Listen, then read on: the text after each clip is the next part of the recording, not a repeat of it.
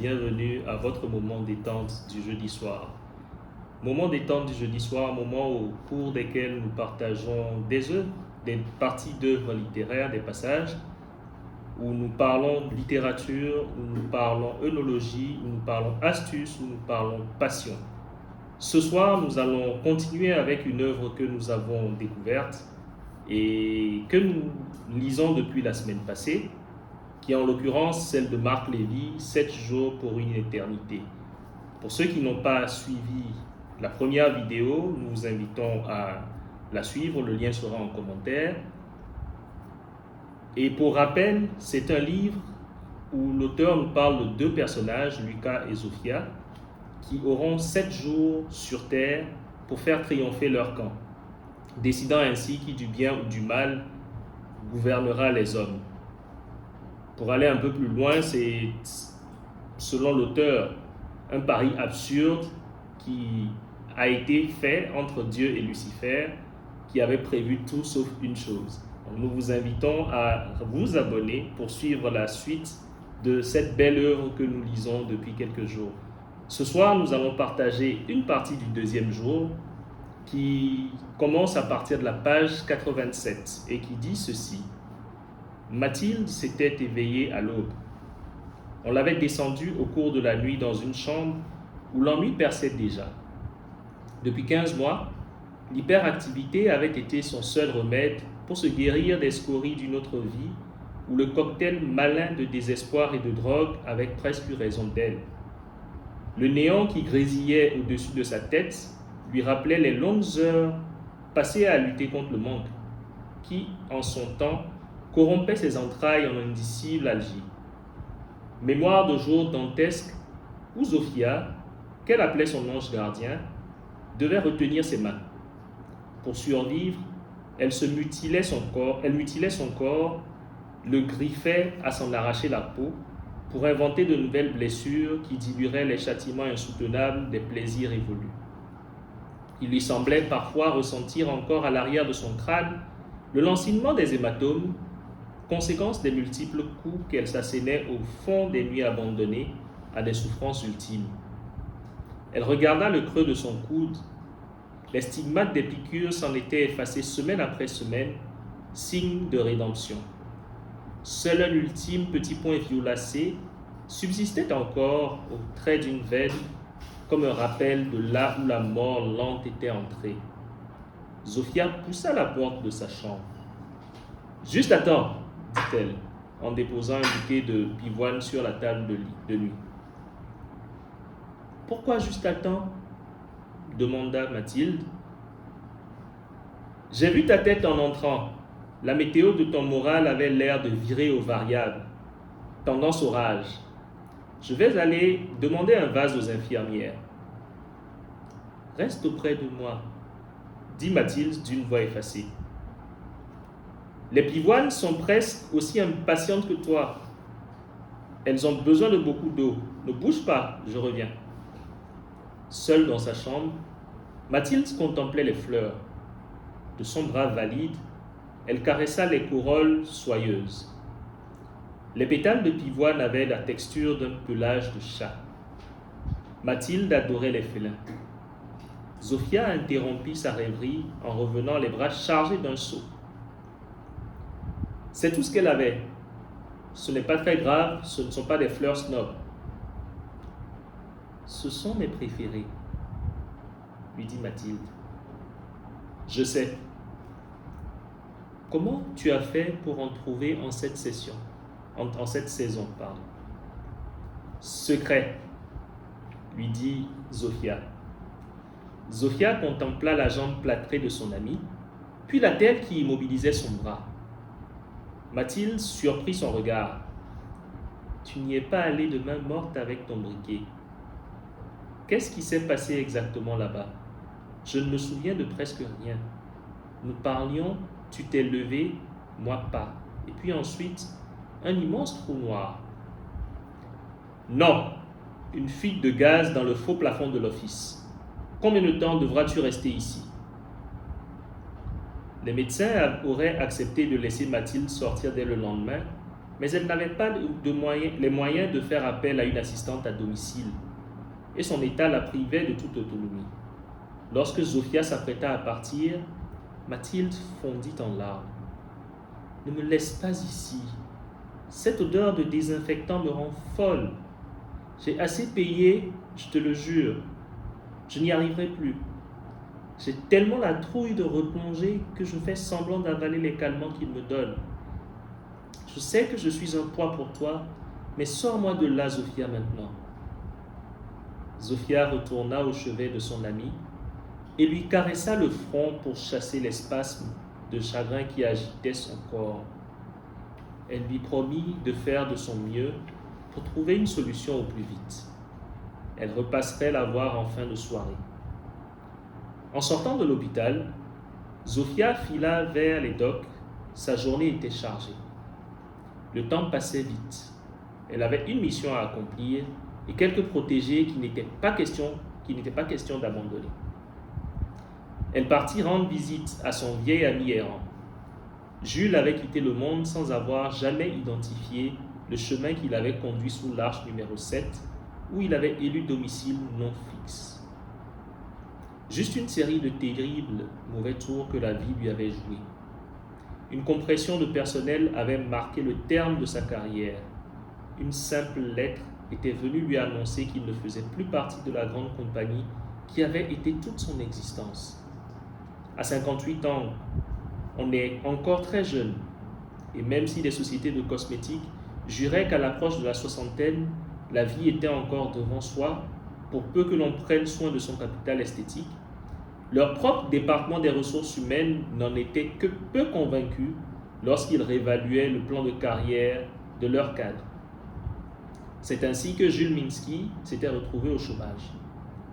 Un agent de sécurité avait confisqué son badge à l'entrée de l'immeuble où il avait passé plus de temps que dans sa propre maison. Sans lui adresser une seule parole, l'homme en uniforme l'avait accompagné jusqu'à son bureau. Sous les regards silencieux de ses collègues, il avait dû ranger ses affaires. Par un jour de pluie sinistre, Jules s'en était allé, un petit carton sous le bras, pour unique bagage, après 32 années de fidèle servitude.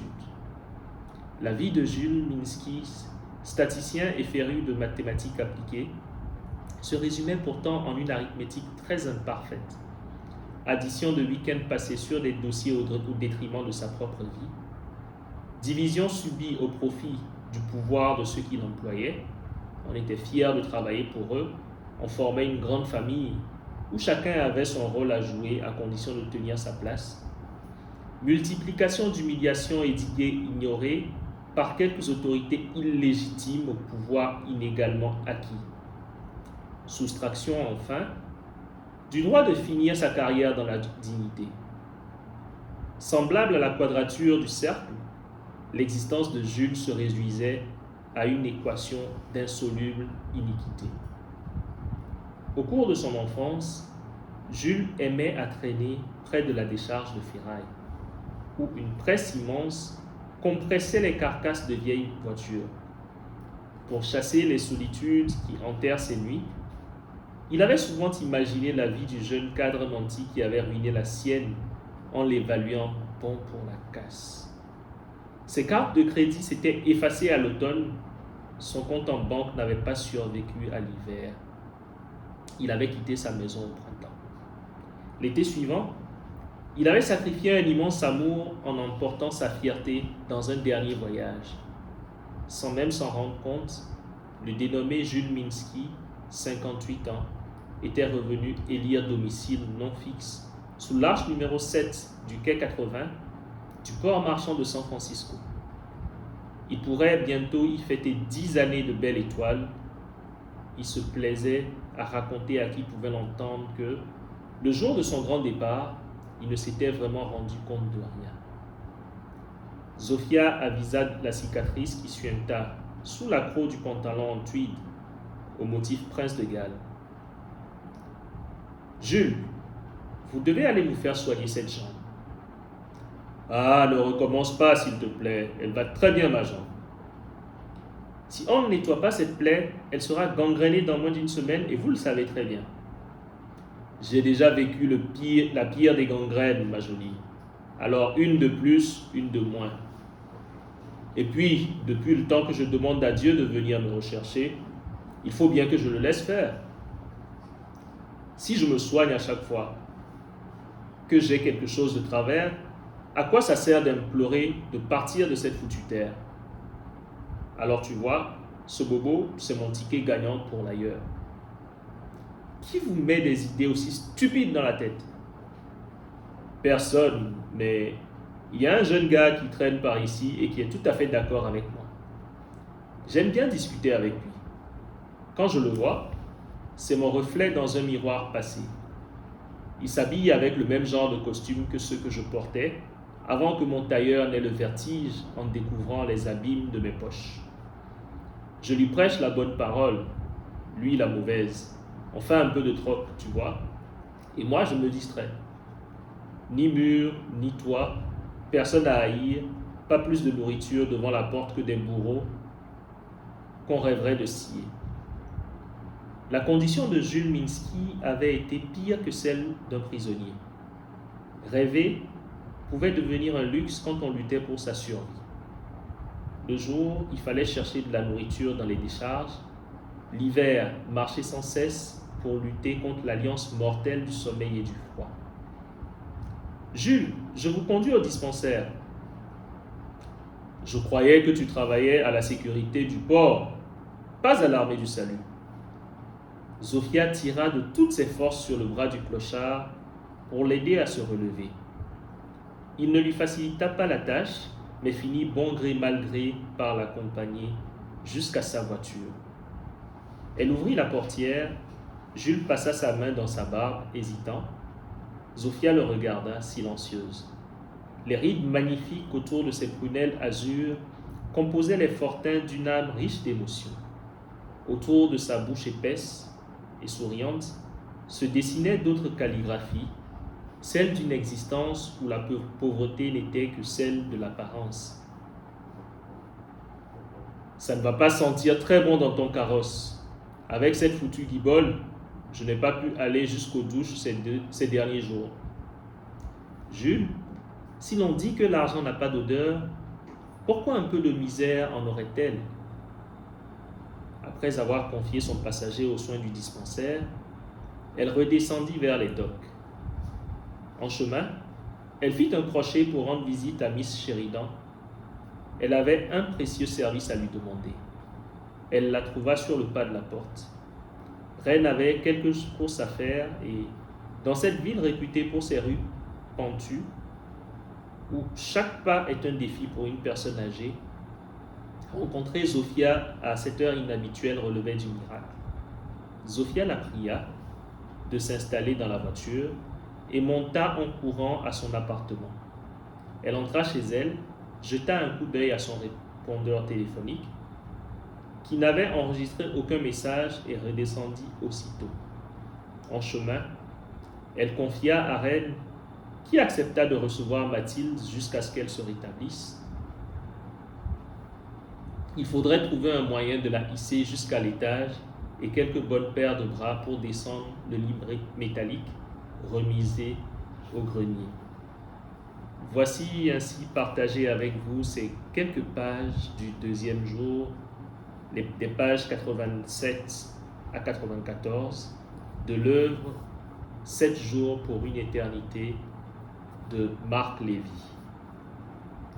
Chers amis, c'est par ces deux personnages, ces deux histoires du roman que nous vous souhaitons une très bonne soirée en espérant que vous avez passé de très bons moments avec nous. Nous vous invitons à nous rejoindre jeudi prochain à la même heure pour votre moment détente du jeudi soir autour de l'œuvre de William Combary. Merci à vous et très bonne soirée chez vous. À très bientôt.